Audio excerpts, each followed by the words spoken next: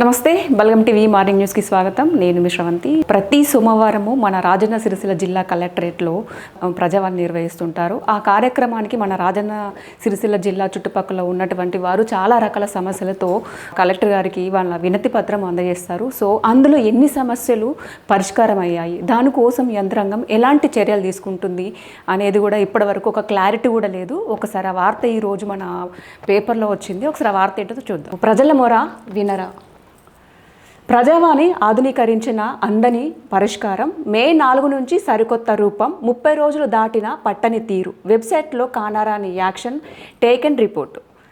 So ప్రజావాణిలో స్వీకరించే ప్రతి దరఖాస్తును గతంలో ఆన్లైన్లో నమోదు చేసిన అధికారులు ఆ తర్వాత పరిష్కారంపై మాత్రం చొరవ చూపేవారు కాదు. 90% వరకు సమస్యలకు సరైన పరిష్కారం చూపకుండానే మూసివేసినట్లు ప్రకటించేవారు. దరఖాస్తు లైవ్లో ఉందా లేక క్లోజ్ చేశారా అనే కనీస సమాచారం కూడా ఉండేది కాదు. ఈ క్రమంలో ప్రజావాణిలో ప్రజల సమస్యలు పరిష్కరించి అధికారుల్లో జవాబుదారీతనం పెంచేలా ప్రభుత్వం నడుం బిగించింది. ప్రజావాణి కోసం కొత్త వెబ్సైట్తో పాటు గైడ్లైన్ విడుదల చేసింది. ఈ మేరకు జీవో ఎంఎస్ నంబర్ 3ని 2026 ఏప్రిల్ 30న విడుదల చేసింది. ఈ జీవో ప్రకారం ప్రజావానికి వచ్చే దరఖాస్తుదారులు పదే కార్యాలయ చుట్టూ తిరగకుండా వారి వద్దకే నేరుగా సేవలు అందేలా కొత్త సొగసులు అద్దింది. ప్రతి దరఖాస్తును 30 రోజుల్లో ఖచ్చితంగా పరిష్కరించాలని, అనంతరం యాక్షన్ టేకెన్ రిపోర్టు ATRను ప్రజావాణి వెబ్సైట్లో అప్లోడ్ చేయాలని నిర్ణయించింది. కానీ కొత్త ప్రజావాణి ఆరంభమై 2 నెలలు గడుస్తున్న అమలులో జిల్లా యంత్రాంగం నిర్లక్ష్యం వహిస్తూ ప్రభుత్వ ఫ్లాగ్షిప్ ప్రోగ్రాంను లక్ష్యాన్ని దూరంగా ఉంచుతున్నాయి. సో ఆన్లైన్లో చేసినా కూడా యంత్రాంగం పట్టించుకోవడం లేదని చెప్పేసి ఈ బాధితులు ఆవేదన వ్యక్తం చేస్తున్నారు. అసలు జిల్లా యంత్రాంగం కూడా నిర్లక్ష్యం చేస్తుందని చెప్పేసి అంటున్నారు. అలాగే కొత్త జీవో ఏం చెబుతుంది? ప్రతి మంగళ శుక్రవారంలో మహాత్మా జ్యోతి బాపులే ప్రజాభవన్లో ఇన్ని రోజులు పైలట్ ప్రాజెక్టు మీద నిర్వహించిన స్టేట్ లెవెల్ ప్రజావాణిని రాష్ట్రమంతా విస్తరించే క్రమంలో భాగంగా ప్రజావాణి 3 రకాలుగా రాష్ట్ర, జిల్లా, డివిజనల్ ప్రజావాణిగా విభజించారు. ప్రజావాణి నిబంధనల ప్రకారం కలెక్టరేట్లో ప్రతి సోమవారం ఫిర్యాదులు స్వీకరించాలి. ఫిర్యాదులను ఆన్లైన్లో స్కాన్ చేసి రిజిస్టర్ చేసి అక్నాలెడ్జ్మెంట్ నెంబరు జనరేట్ చేయాలి. దీని ఆధారంగా జిల్లా యంత్రాంగం ద్వారా నియమించిన అధికారులు ఫిర్యాదులను పరిష్కరించి లేదా తీసుకున్న చర్యలను వివరించి ఆన్లైన్లో యాక్షన్ టేకెన్ రిపోర్టు ATR రిపోర్ట్ను లేదా ఇంటరిమ్ ప్లేన్ నిర్జిత 30 రోజుల వ్యవధిలో అప్లోడ్ చేయాలి. సో తాజాగా ప్రభుత్వం ఆన్లైన్లో పద్ధతిలో రూపొందించిన ప్రజావాణి నిర్వహణలో పలు చోట్ల కంప్యూటర్లు, స్కానర్లు తదితరాలు లేకపోవడంతో ఫోన్లను వినియోగిస్తున్నారు. ఫోన్లలో పూర్తి స్థాయిలో పేజీలు స్కాన్ చేయకుండా 1-2 పేజీలనే స్కాన్ చేసి అప్లోడ్ చేస్తున్నారు. సో మన కలెక్టరేట్లో అంటే వాటికి కావాల్సిన పరికరాలు లేకపోవడంతో ఫోన్లనే యూజ్ చేస్తున్నారు. ఆ ఫోన్లో కూడా మనకంటే బాధితులు తీసుకొచ్చిన ఒక పేపర్ని మాత్రమే వాళ్ళు అందులో అప్లోడ్ చేస్తున్నారు. వాళ్ళు ఎన్ని పేజీలు తీసుకొస్తున్నారు, ఎన్ని రకాల ఫిర్యాదులు ఉన్నాయో కూడా వాళ్ళు ఎలాంటి స్కాన్ చేయకుండా ఒక పేపర్ని మాత్రమే స్కాన్ చేసి ఫోన్ ద్వారా వాళ్ళు అప్లోడ్ చేస్తున్నారని చెప్పేసి అంటున్నారు. అంతేకాకుండా మన ఉమ్మడి జిల్లాలో ఈ విధంగా ఉంది. ఈ ఏడాది మే నుంచి జూలై 2026 వరకు కరీంనగర్ జిల్లా యంత్రాంగాన్ని 1608 ఫిర్యాదులు రాగా అందులో 30 రోజులు దాటిన పరిష్కారానికి నోచుకొని దరఖాస్తులు 326 ఉన్నాయి.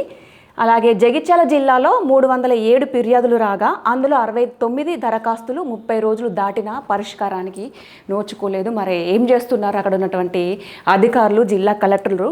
అలాగే మన రాజన్న సిరిసిల్ల చూసుకుంటే రాజన్న సిరిసిల్ల జిల్లాలో మొత్తం 2009 ఫిర్యాదులు రాగా సమస్యలు ఎన్ని పరిష్కారం కాలేదో ఇంకా వెల్లడించలేదు. ముఖ్యంగా మన రాజన్న సిరిసిల్ల జిల్లాలో 2009 ఫిర్యాదులు వచ్చినాయట. ఎన్ని సమస్యలు పరిష్కారం కాలేదో కూడా వారు వెల్లడిస్తలేరు. మరి మన రాజన్న సిరిసిల్ల జిల్లా కలెక్టర్ గారు మరి మీరు ఏం చేస్తున్నారు? మీరు దగ్గరుండి కూడా చాలా రకాల అంటే ఫిర్యాదులు వస్తున్నా కూడా మీరు దగ్గరుండి స్వీకరిస్తున్నారు. అక్కడ ఉన్నటువంటి అధికారులకు కూడా మీరు తెలియజేస్తున్నారు. కానీ మరి వారి అధికారులు ఏం చేస్తున్నారు? మరి మీరు దగ్గరుండి ప్రతి ఒక్క సమస్యను పరిష్కరించాలి. ఎందుకంటే వారు వివిధ రకాల సమస్యలతో వస్తారు. అంటే ఒక కలెక్టర్ గారు ఒక హోదాలో ఉండి మా సమస్యను పరిష్కరిస్తారని ఒక నమ్మకంతో బాధితులు మీ దగ్గరకు వచ్చి వారి సమస్యను వివరించుకుంటారు. మరి మీరు ఏం చేస్తున్నారు? ఇప్పటివరకు కూడా ఎలాంటి పరిష్కారం కాలేదని చెప్పేసి వెల్లడించలేదని చెప్పేసి తెలియజేస్తున్నారు బాధితులు. అలాగే పెద్దపల్లి జిల్లాలో మొత్తం 678 ఫిర్యాదులు రాగా అందులో 257 ఫిర్యాదులు 30 రోజులు దాటిన పరిష్కారానికి నోచుకోలేదు పెద్దపల్లి జిల్లాలో. సో మన రాజన్న సిరిసిల్ల డిస్టికే కాకుండా అలాగే జగిత్యాల, పెద్దపల్లిలో కూడా ఇలాంటి సమస్య ఉంది. మరి అధికారులు ఏం చేస్తున్నారు, ఇకనైనా కొంచెం పట్టించుకొని ఫిర్యాదులు స్వీకరించి వారి సమస్యను పరిష్కరించాలని చెప్పేసి కోరుకుంటున్నాను. అలాగే మరొక వార్త, మన రాజన్న సిరిసిల్ల జిల్లాకి రైలు రాబోతుంది. అది ఒక మంచి శుభవార్త అని చెప్పొచ్చు. చాలా మంది కూడా రైల్వే స్టేషన్కి వెళ్తున్నారు, అక్కడ ఉన్నటువంటి పరిస్థితిని కూడా వివరిస్తున్నారు. సో ఒక్కసారి మనం ఆ వార్త కూడా చూద్దాము. మరి ఎన్ని నిధులు మంజూరైనాయి, మరి రైల్వే ఎప్పుడు ప్రారంభమవుతుంది, మరి దానికి ఇంకెక్కడెక్కడ ఏర్పాట్లు చేయాలి, ఏమేమి ఉన్నాయని చెప్పేసి, మరి ఎక్కడెక్కడ అంటే ఏ గ్రామాల నుంచి రైలు వెళ్తుందని చెప్పేసి మనం ఒకసారి చూద్దాము. చుకుచుకు చకచక. గోపాలరావుపల్లె శివార్లో సిరిసిల్ల రైల్వే స్టేషన్, బస్వాపూర్లో రైల్వే స్టేషన్ పూర్తి. ఇప్పటికే చిన్న కోడూరు వరకు ట్రయల్ రన్ అంటే చిన్న కోడూరు నుంచి ట్రయల్ చేసిర్రు ట్రైన్ని. జిల్లాలో శరవేగంగా రైల్వే ట్రాక్ నిర్మాణం, భూసేకరణ పూర్తి. 17 గ్రామాల్లో రైల్వే లైన్, కొత్తగా 162 కిలోమీటర్ల ట్రాక్ నిర్మాణం.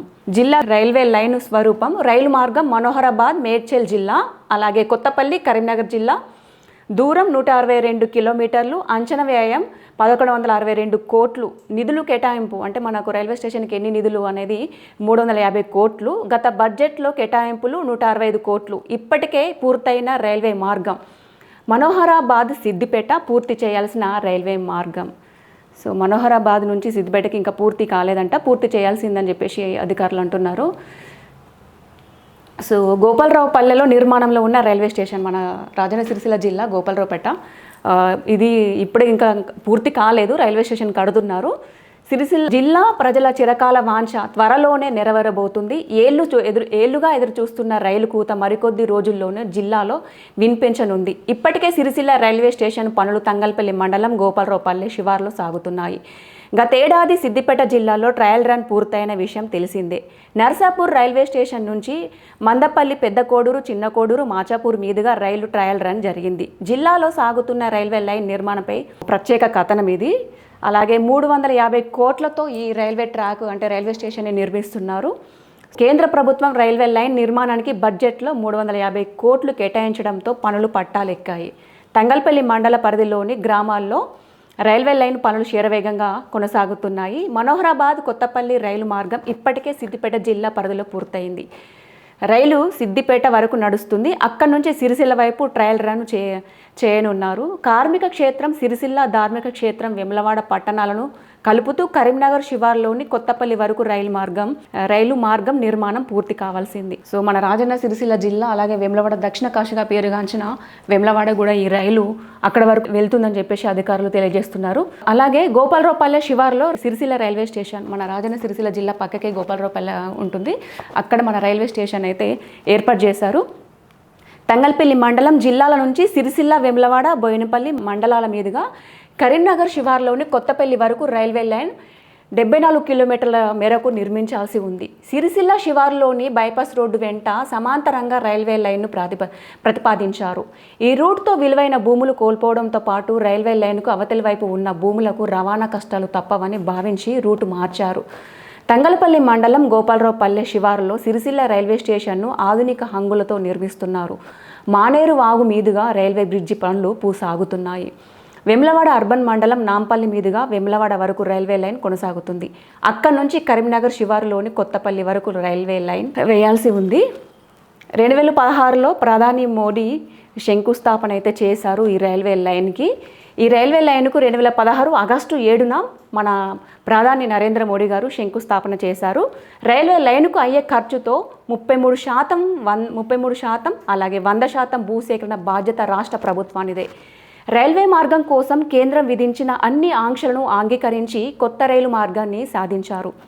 ఇప్పటికే సిద్దిపేట జిల్లా పరిధిలో రాజన్న సిరిసిల్ల జిల్లా వైపు రైలు మార్గం పూర్తయింది. బస్వాపూర్ సిద్ధమైన railway station railway line trial run చేశారు. జిల్లాలో 17 గ్రామాల్లో 740 ఎకరాల భూసేకరణ పూర్తి కావడంతో రైల్వే లైన్ పట్టాలు దాటింది.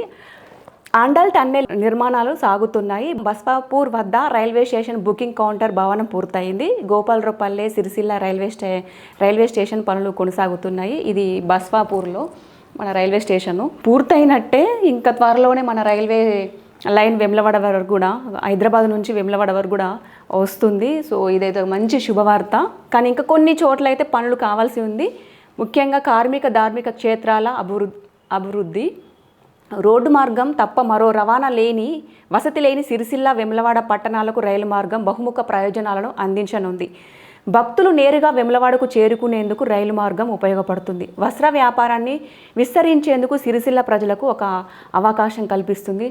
ఇందాక నేను చెప్పినట్టు మన రాజన్న సిరిసిల్ల జిల్లా అలాగే వేములవాడ పట్టణానికి ముఖ్యంగా దక్షిణ కాశీగా పేరుగాంచిన శ్రీ రాజరాజేశ్వర దేవస్థానం అయినటువంటి వేములవాడకి చాలామంది భక్తులు కూడా చాలా రాష్ట్రాల నుంచి కూడా అధిక సంఖ్యలో వస్తుంటారు. వారికి ముఖ్యంగా మన రాజన్న సిరిసిల్ల మీద నుంచే వెళ్తారు. వాళ్ళకి సరైన వసతులు లేక సరైన సౌకర్యం కూడా లేక చాలా ఇబ్బంది పడేవారు.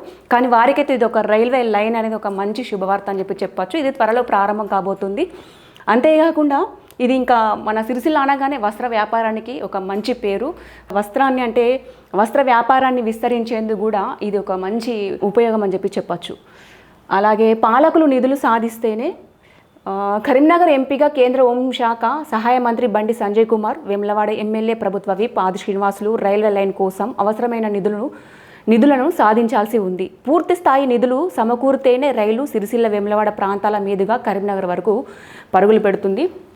అంటే ఇప్పుడు మన వేములవాడ నియోజకవర్గం ప్రభుత్వ విప్ ఆది శ్రీనివాస్ గారు, అలాగే మన కరీంనగర్ ఎంపీ కేంద్ర మంత్రి బండి సంజయ్ కుమార్ గారు వారు నిధులు సేకరిస్తేనే ఇది కరీంనగర్ వేములవాడ ప్రాంతాల మీదుగా కరీంనగర్ వరకు వెళ్ళే రైల్వే లైన్ పరుగులు పెడుతుందని చెప్పేసి అంటున్నారు. ఇది మన రాజన్న సిరిసిల్ల జిల్లా రైల్వే లైన్ వార్త. ఇదైతే మంచి శుభవార్త. ముఖ్యంగా చాలామంది కూడా ఎప్పుడెప్పుడు రైల్వే లైను స్టార్ట్ అవుతుందా, మేము ఎప్పుడెప్పుడు ప్రయాణం చేస్తామా అని చెప్పేసి ఎదురు చూస్తున్నారు. ఎందుకంటే ఇక్కడ నుంచి హైదరాబాద్ వెళ్ళాలంటే దాదాపుగా 4 hours జర్నీ చేస్తున్నారు. బస్సులో ప్రయాణం చేయాలన్నా కూడా, ఇక వేరే వెహికల్స్లో వెళ్ళాలన్నా కూడా చాలా ఇబ్బందులు కూడా ఎదుర్కొంటున్నారు. ఈ రైలు వస్తే మాత్రం తొందరగా చేరుకునే అవకాశం కూడా ఉంటుంది. సో ఇదండి మన రాజన్న సిరిసిల్ల జిల్లా వార్త.